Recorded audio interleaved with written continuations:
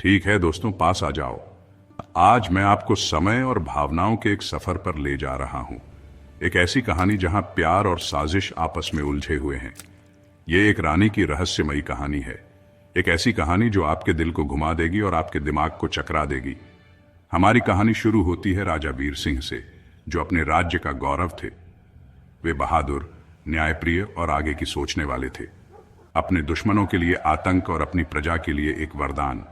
लेकिन ताकत के इस दिखावे के पीछे एक अधूरी ख्वाहिश थी, सच्चे प्यार की तलाश। राजा वीर सिंह कई राजकुमारियों से मिले, लेकिन कोई भी उनके दिल को छू नहीं पाई। वे एक सच्चे रिश्ते, एक सच्ची साथी की तलाश में थे। एक दिन रचना नाम की एक नर्तकी दरबार में आई।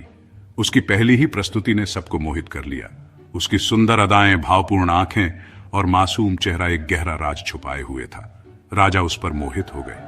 जैसे जैसे समय बीतता गया, रचना और राजा करीब आते गए। उसने उसे हमेशा के लिए महल में रहने के लिए आमंत्रित किया। यही वो पल था जब साजिश के बीज बोए गए थे। देखिए, रचना असल में एक पड़ोसी दुश्मन राज्य की जासूस थी। उसे राजा के विश्वास में घुसपैठ करने और उसके राज्य के राज उजागर करने के लिए भेजा गया था। लेकिन राजा के साथ समय बिताते हुए रचना को उसकी मासूमियत और ईमानदारी से प्यार हो गया। उसके दिल में एक जंग छिड़ गई, कर्तव्य बनाम प्यार। एक रात रचना ने राजा के सामने सब कुछ कबूल करने का फैसला किया। लेकिन उसी दिन उसे एक संदेश मिला, अगर तुमने मिशन छोड़ दिया तो तुम्हारा परिवार नहीं बचेगा। डर और अपराध बोध से घिरी रचना ने चुप रहना चुना। उसका व्यवहार बदलने लगा और राजा को शक होने लगा। फिर भी उसे अपने प्यार पर भरोसा था। राजा ने रचना से शादी कर ली, उसे अपनी रानी बना लिया। पूरे राज्य ने जश्न मनाया, लेकिन रचना का दिल टूट रहा था। उसने अपने लोगों को एक संदेश भेजा, मैं मिशन पूरा नहीं कर सकती। लेकिन साजिश करने वाले शायद ही कभी प्यार पर भरोसा करते हैं। उनके एजेंट महल में घुसपैठकर राजा पर हमले की योजना बनाने लगे। राजा की सुरक्षा खड़ी थी। एक दिन एक पकड़े गए एजेंट ने रचना का नाम बताया। राजा टूट गया। जिस औरत ने उसका दिल जीता था, उसने उसे धोखा दिया था। रचना को बुलाया गया और उसने सब कुछ कबूल कर लिया।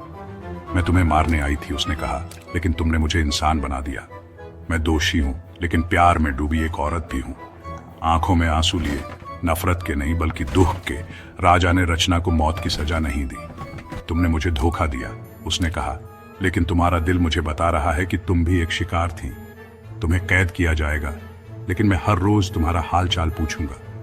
रचना ने अपने गहने उतारे और खुशी खुशी जेल में चली गई। अपनी आखिरी सांस तक रचना ने किसी और की तरफ नहीं देखा। और राजा, उसने फिर कभी शादी नहीं की। ऐसा कहा जाता है कि अपने आखिरी पलों में उसने सिर्फ एक नाम फुसफुसाया, रचना। अगर इस कहानी ने आपके दिल को छुआ है तो इसे शेयर करें।